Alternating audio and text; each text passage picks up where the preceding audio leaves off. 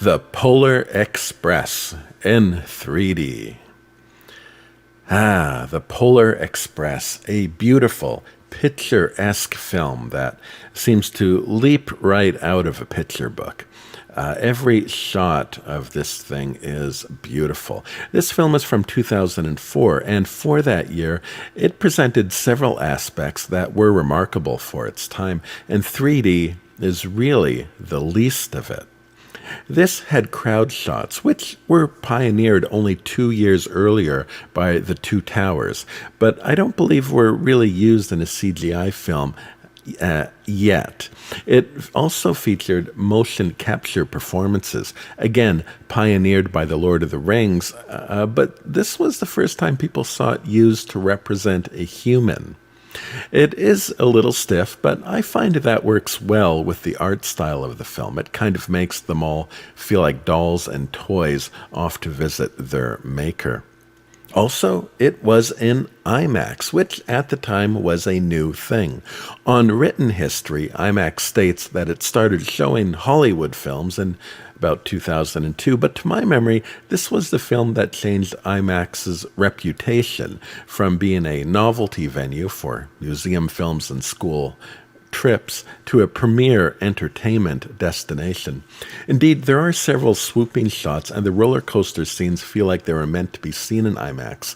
By that, I mean they're very flat scenes, and I feel relied on the size of the IMAX screen rather than 3D to give you an immersive feel of really roaring down the tracks. At home, you can see the tracks lead to a flat background in one shot, and later the tracks themselves are even flat against a stereo train engine. However, for such a fast-moving shot, it's unlikely the stereo could be appreciated. This is a scene meant not for glasses, but for really big screens. I didn't realize just how extensive they used flat mats in this movie. I'm not so much complaining as I am impressed at how well they mixed it all together. Much of the end of this movie is 3D elements placed in front of a flat background, but they are careful at it. I also felt like they only really did it where they felt it fit. This wasn't necessarily trying to be cheap, but deciding on a feasible pathway to getting a scene done. Render time is slow and expensive, and paying for assets that are miles in the background doesn't always make sense. But here, you may notice there's a weird warble in the slideshow. And in the next one, look at the top of the head of the girl. This is because the flat background has been bumped out in places, which on its own is the stuff of cheap 3D conversion. For somewhat respectable examples, see The Last Unicorn. However, here, with actual 3D elements put on top, it actually works well enough that I don't think you'd notice unless you happen to pause it, though I admit I was surprised to find that technique in use here. On the flip side, there are great little atmospheric elements that really pull the stereo together.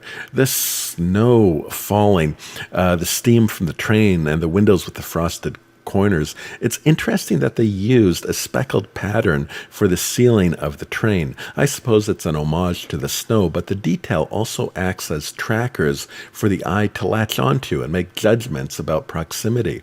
I think these interior shots would be less comfortable to watch if they chose a uniform color instead. Now, what does this film mean? Much is made at the end of these bells that the kid is losing his ability to hear. I guess it represents a loss of belief in Santa Claus. I suppose Santa is the spirit of the season. Jesus may be the God we were given, but Santa is the God that we want. It's not just that he brings cash and prizes, which is nice, but he's also watching. He's a personification of karma. And the more rotten I see in the world, the more I crave for a scorekeeper somewhere. Not for me, of course, but, for you and some of them.